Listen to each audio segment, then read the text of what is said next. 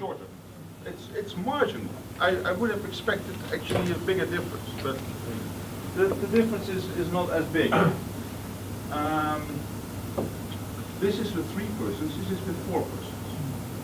So if you look at the overall time taken, oh, actually no. 116, yes. You see that this has taken more resource consumption than that one. However, if I were to put in a batch of 100 coins instead of 20 coins, I think they will be more productive in the end, because they've got a single task each to do, either to flip over, or to sort in size. I like your process in the sense that it's with less persons, but there's one person who has to do 2 things. He has to flip and sort. So it's kind of, I'm not saying it's wrong, but it's a mixture of tasks that in the long run might slow you down. However, if I were to put in 100 coins, would you still use the same process? Why not?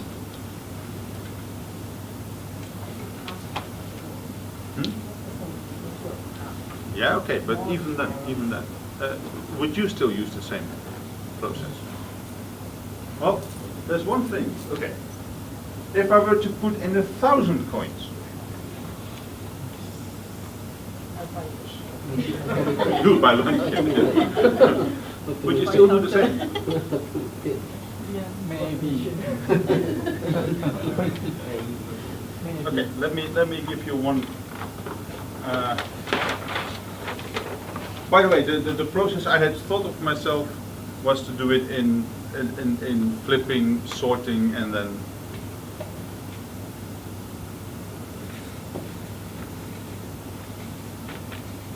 If flipping 1 coin takes half a second, how much time will it take to flip 1,000 coins? Roughly. Right? It's linear. Flipping the coins is linear. Sorting on color of 1 coin takes half a second. How much time would sort 1,000 coins? 500. If sorting in size of 10 coins takes 3 seconds, how much time will it take to sort 1,000 coins in size?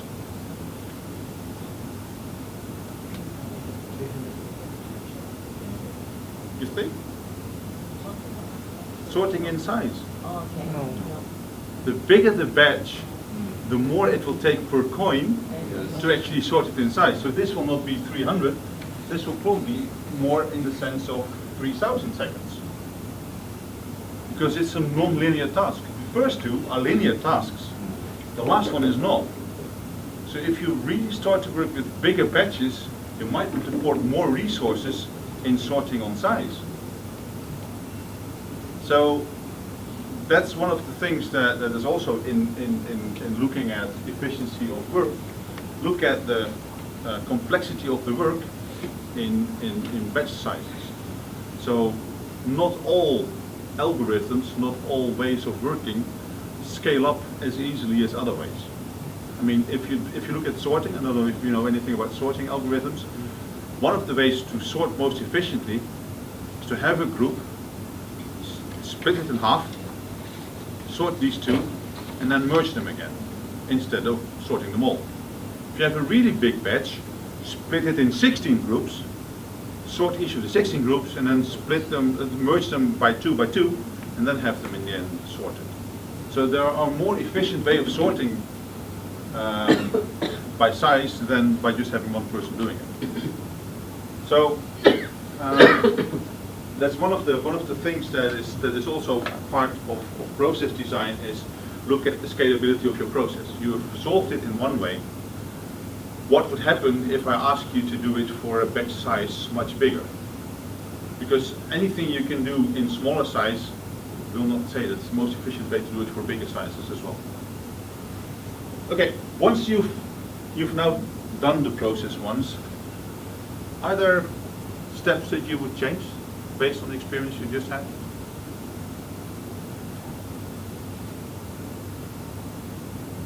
I do not really think so. Both processes seem to be reasonably efficient, so in that sense. Good. Well, we had, like I said, most of the methods that we use for process improvement either look at eliminating variation, so making it more predictable how long it will take. And I think that in that sense, your process of having one person doing two tasks will have more variance than the process they have over there. And then look at how to improve the process flow and speed. One thing that I saw in this team, which is not really, I mean, it's just an observation, is that you were sorting the silvery coins and putting them straight off to the person that had to sort them, and the other ones were left over as a batch, and then you moved the entire batch to the other person that needed to sort the coins. So part of the process was already moving forward, but you were actually waiting for your coins to come through. So maybe that's something that you might think about in the process of how to do it. But those are the observations that you need to make to see how you could improve process flow and stuff like that. Okay. Now we're talking about defects, and defects is anything that is out of the norm. And in that sense, there's, well, let's leave it at that. So what you see here is we have a target which we want to reach, and then we have the defects, and then 1 sigma is the distance at which 61% of all, 69% of all outcomes should be within 2 sigma of the mean. So sigma is a way of measuring variance. If you look at defects within the 4 sigma, so that's when you see that the 2 sigma, then 99.4% should be within 2 sigma of the average.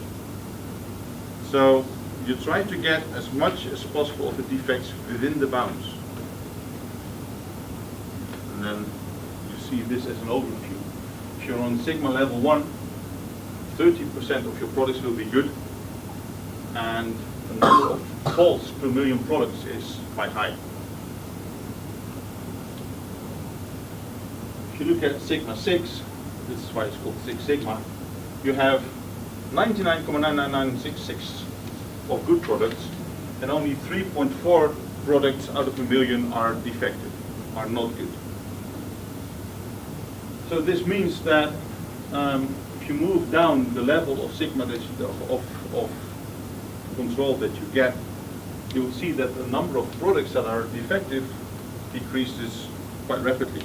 However, it decreases the most between the first 2 levels. So moving from this level to this level will get you a lot of reduction in error, and moving from this level to this level, which might be just as hard, takes specifically the same time as moving from this to this, will save you less. So at the end, if you move from level 5 to level 6, you see that you probably need to spend as much time as going from level 1 to level 2. It will save you much less. However, if you look at the number of defects, you see that this is half, this is 1/5, 1/10, 1/20th, 1/40th, 1/60th even. So the number of defective products you have decreases substantially. So the big question, of course, is how much defect can you is acceptable for your company. If your making toys, and 230 out of a million are defective, so people have to go back to the store and replace it with another toy. That's probably not that bad. If you're at that level with that product, you're doing quite okay. If you're building nuclear power plants, this might be too high a number, and you might want to get even lower than this, right? So the product you're building is also determining to what level you want to go in your process optimization.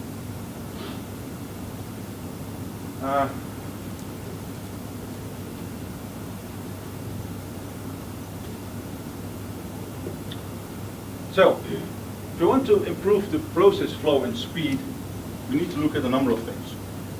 First of all, of course, the physical path. Department of Defense had a way of dealing with complaints, and they actually, I could use this example. And the complaint actually went from one department to another department to another department, and they had 6 departments being involved in one complaint with 3 authorizing autographs. That's a lot. Then they looked at the process, and they actually found out that 2 departments were not really necessary for the process. They just needed to be informed. So they were taken out of the loop with just being on the informed path. And out of the 3 signatures, they only needed 1. The other 2 still needed to be informed, but did not even need to sign. So they moved it from 6 departments with 3 signature moments to the physical path that actually the complaint had to go through changed, and therefore they improved that process. They eliminated the steps that don't add value to the customer. For instance, these 2 autographs, which in the end were not needed, just to be informed was enough, and yet the customer only cared about the last autograph because that was, yes, pay this amount of money back to. So what they do, how do you do that? You use a flow chart. You look at how does the process flow, how does the product flow through my organization, and then based on that see if every step is still needed. In the end, a better process leads to better results. So the quality of your end result is partially dependent on the quality of your process. Therefore, you need to think in processes. But that's hard.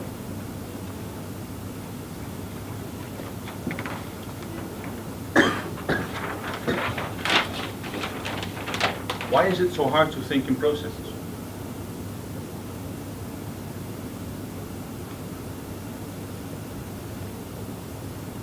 Sometimes the big picture is missing. Right, the big picture. Normally, we divide a task, a process, into separate steps. And we know about our own step. We know how to improve that. And then we might be able to sub-optimize the process.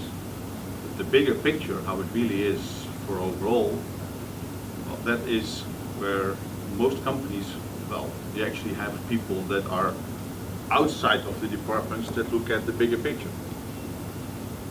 But the real process thinking is looking at the different departments that have to deal with the process, look at the way it goes through these departments, and then making decisions. In some cases, this department only knows about the 3 steps it needs to take, but doesn't understand, well, doesn't fully understand how these 3 steps are crucial or not crucial to the process. They just know that these are the 3 steps they have to do, and whether this could be done without these 2 and just directly going like this, they don't know. They don't have the overview. That's why, like I said earlier, some companies have a process department or something like that, or a process office, or that actually looks at the process level, and then if you as a department think, can I not do without this process, this group can decide yes or no. And well, if as soon as you have the stability to have such a process department, you can start by really improving your processes. The process thinking is actually following the product throughout the entire company, looking at the entire flow, and then looking at what each steps of the flow add to the process. If you look at that, look at testing from that perspective. Look at the entire value of testing within the flow. What's going on? What's happening? If you see that cosmetic errors will never be solved, why report them? Right? So if you look at the entire picture, the entire process flow, then maybe you would just mark cosmetic errors and not even report them.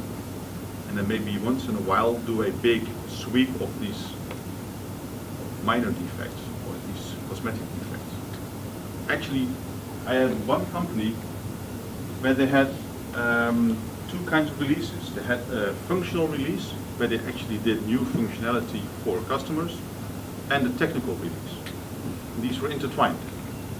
So one functional, one technical, one functional, one technical. And the technical releases were just about improving the software without adding any new functionality, solving bugs that had been left behind by the previous.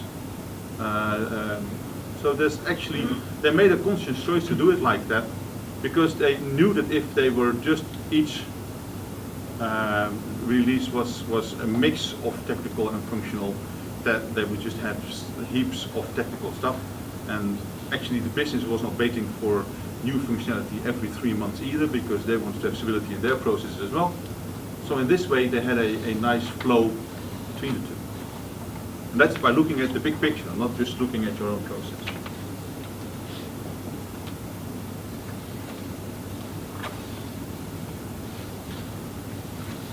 Okay, another thing that was important in Six Sigma and in Lean and in Agile is teamwork. And teamwork is, well, it seems to be easy, but it never is. And it means that, first of all, if you have 6 people in a team, you probably have 6 opinions, right? Or maybe 4. Maybe some people agree with each other. Might be possible. But it's hardly ever true that within a team everybody agrees on everything and you have a single mind. So there's always differences to be dealt with. There's differences in thinking, differences in attitude, differences in working, and actually some people have well, there's also differences in character, maybe differences in culture, so there's a lot of differences to deal with if you're working in a team. However, these differences might not all be bad. I worked at Rabobank, which is one of the big banks in the Netherlands, and I was building a test data management team. They had problems with the test data because it was never ready on time and it was always hard to get, and they said, could you find a solution for us? So I set up a test data team. And the test data team did nothing else but produce test data for other teams to use in their environment. So I was there alone and I said, yes, I can do that, but I need people to work for me. I cannot do it by myself. I said, yeah, you'll get people. So I got people from other departments that the other departments did not need anymore. Strangely enough, these were all people with, well, they had not the highest ranks. They had, well, they all had, well, had been damaged in some way. So I got someone from a service department that was too blunt to work in the service department. At least that's what they said. And I said, well, she's not blunt, she's direct. She says what she means, if it's positive or negative. Well, I can see that in the service department that might not be the best, but for me it was good. Because she was also a fighter. If I gave her a problem, she would not give up unless she either solved it or she would respond back to me, it's impossible.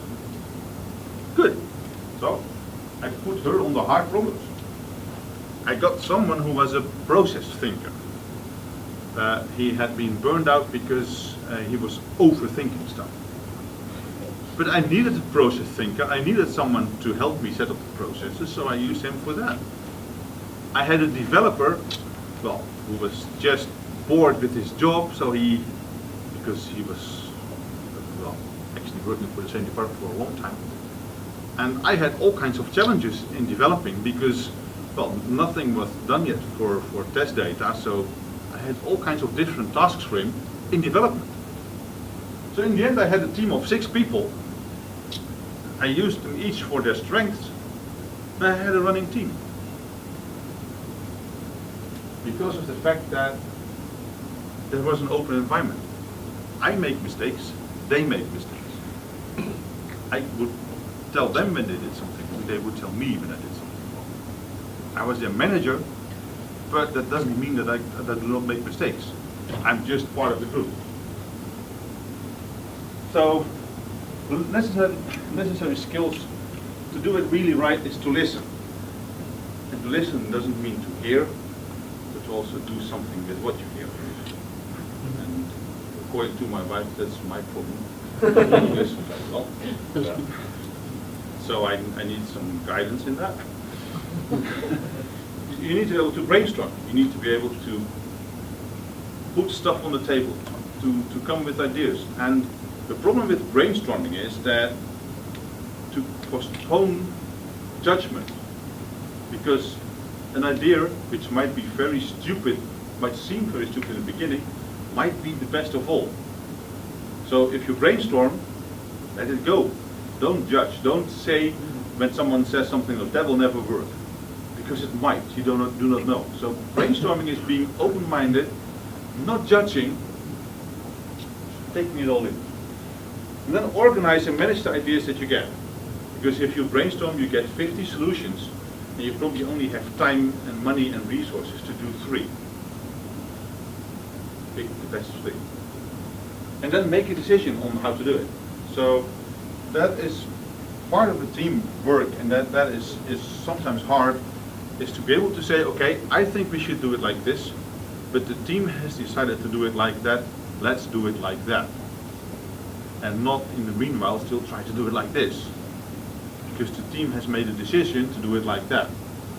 And that might not be the best decision, and in the end you might have been right to not want to do it like that, but if you make a decision as a team, stick to it. And making decisions also means that you have to say no to certain things. If you have 50 ideas and you can only do 3, don't try to do 7. You only have time and money to do 3. So do 3. And then if that succeeds and you improve your process, you might have more time and money to do more improvements. But one of the big pitfalls in setting up an improvement process is that you want to do everything at the same time, and you spend a lot of money and nothing much happens. It just stays the same because there's too much change and people are new to the processes, so you will not achieve anything. And then after 3 months your boss will come by and say, have you improved anything yet? Yes, we improved everything. Is it better now? No, it's not.